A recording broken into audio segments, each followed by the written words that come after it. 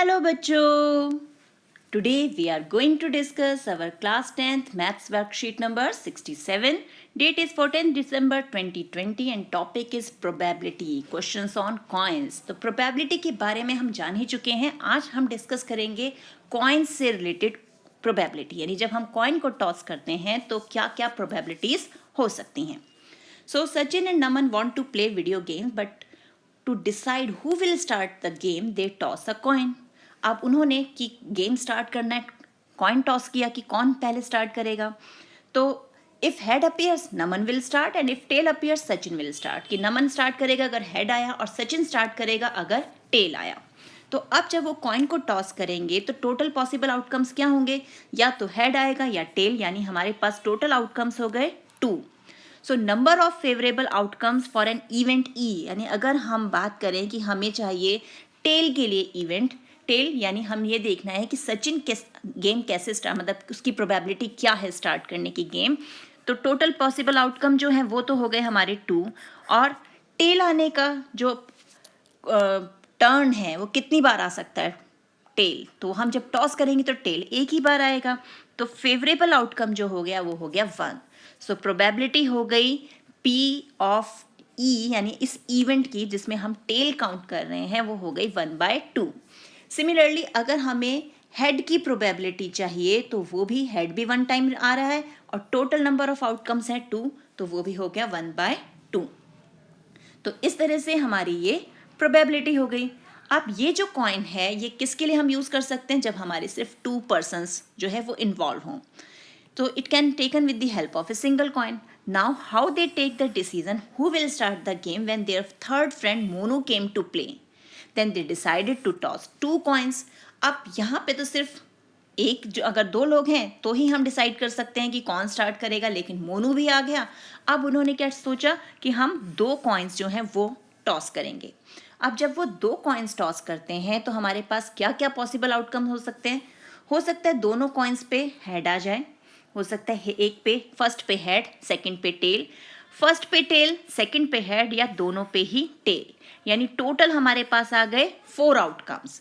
तो अब उन्होंने क्या डिसाइड किया कि if both head appears I will start the game, if exactly 1 tail appears I will start the game, and if both tail appears I will start the game. तो इन्होंने ये decide किया कि नमन कब स्टार्ट करेगा, फिर सचिन कब स्टार्ट करेगा, और मोनू ने कहा कि अगर एग्जैक्टली 1 टेल आता है तो मैं स्टार्ट करूंगा. तो अब हम इनकी अलग अलग सेपरेट अगर प्रोबेबिलिटी कैलकुलेट करें तो सबसे पहले हम बात करते हैं नमन की. तो नमन ने कहा इफ बोथ हेड अपीयर्स, तो बोथ हेड हमारे पास सिर्फ एक ही केस है और टोटल आउटकम्स है हमारे 4. So probability for Naman to start the game is equal to 1/4. Similarly अब जो सचिन है उसने क्या कहा, if both tail appears I will start the game. अब टेल, जो दोनों कॉइन्स पे टेल आ रहा है वो भी हमारे पास सिर्फ एक ही कंडीशन है, यानी फेवरेबल आउटकम जो है वो 1 है. तो सचिन के लिए जो प्रोबेबिलिटी है कि वो गेम को स्टार्ट करे वो है 1/4. अब बारी आई मोनू की. मोनू ने कहा if exactly 1 tail appears, exactly 1 सिर्फ एक टेल होना चाहिए. तो वो केस हमें यहाँ भी दिख रहा है और यहाँ भी, यानी 2 फेवरेबल केसेस हैं. तो मोनू की लिए प्रोबेबिलिटी हो गई टोटल केसेस 4 और favourable outcome 2. It means 1/2, 50% probability है कि मोनू जो है वो टॉस को जीत जाए. तो इट मीन्स मोनू के जीतने के चांसेस ज़्यादा है कि वो गेम को स्टार्ट करें.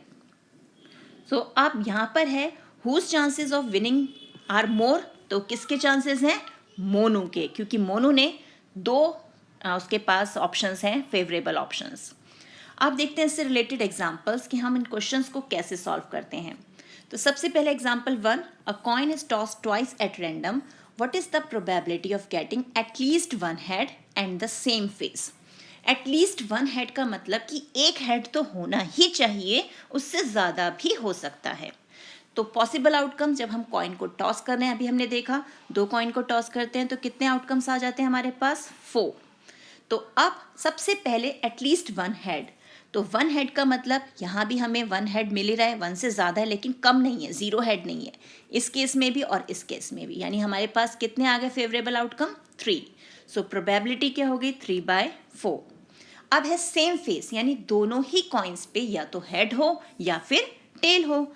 तो इट मीन्स यहाँ पर हमारे पास क्या आ गया, ये हेड वाला केस और ये टेल वाला केस, यानी फेवरेबल आउटकम हो गए हमारे 2, तो प्रोबेबिलिटी हो गई 2/4, सिंप्लीफाई किया तो 1/2। सो ये हो गया एग्जाम्पल 1। आप देखें नेक्स्ट एग्जाम्पल। नेक्स्ट एग्जाम्पल है एग्जाम्पल हमारा 2। Two coins are tossed randomly 120 times and it is found that two tails appeared 60 times. One tail appeared 48 times and no tail appeared 12 times. If two coins are tossed at random, what is the probability of getting two tails, one tail and zero tail? It means no tail. अब हम जब coin को 120 times toss कर रहे हैं, it means हम वो experiment जो है, ट्रायल जो है, वो 120 टाइम्स रिपीट कर रहे हैं। So total number of trials हो गया 120। अब यहाँ पर हमारे पास 3 इवेंट्स हैं, तो हम उन्हें डिनोट कर लेते हैं E1, E2, E3। E1 है number of times two tail appears, वो 60 है हमारा। Number of times one tail appears 48 and number of times zero tail appears, it means no tail appears, वो है 12 टाइम्स। अब हम प्रोबेबिलिटी कैलकुलेट करें तो probability of event E1, number of times two tail appears divide by total number of trials, तो 60/120 that is 1/2, और फिर उसे कन्वर्ट किया डेसिमल में तो 0.50 आ गया।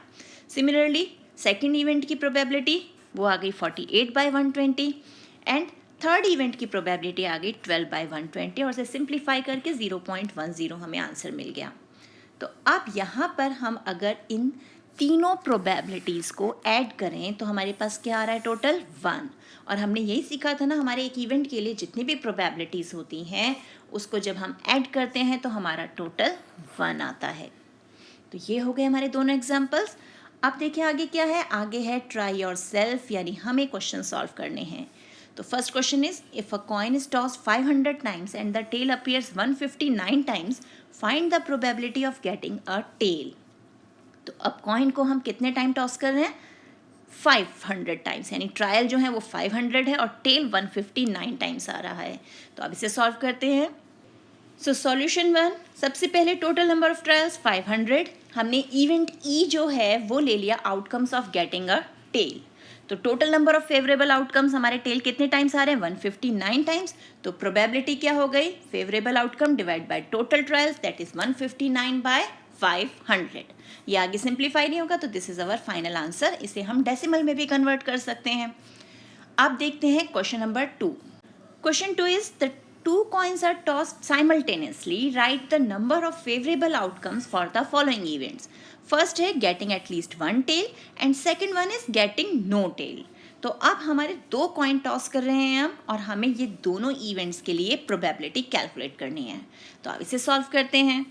So now solution 2, possible outcomes हमें पता है क्या क्या हो सकता है। ये हमारा sample space SH, HT, TH और TT, यानी टोटल आउटकम्स हो गए 4।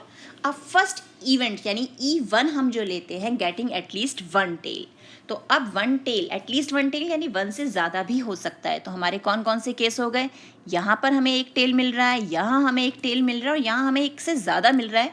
एक से ज़्यादा हो सकता है लेकिन ज़ीरो टेल नहीं होना चाहिए। तो 3 हो गए हमारे फेवरेबल आउटकम्स। तो favourable outcome divide by total trial, तो हमारे पास 3/4, तो 3/4 हमारा प्रोबेबिलिटी आ गया। सेकंड है इवेंट हमने 2 लिया गेटिंग नो टेल, बिल्कुल भी टेल ना हो, तो वो सिंगल इवेंट है हमारे पास HH वाला। तो फेवरेबल आउटकम्स हो गए 1, so favourable outcome divide by total outcomes, तो probability of event 2 getting no tail हमें ये मिल गया। तो ये है हमारी आज की वर्कशीट।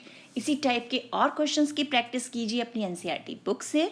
मिलते हैं एक और वीडियो में, तब तक keep practicing and enjoy maths.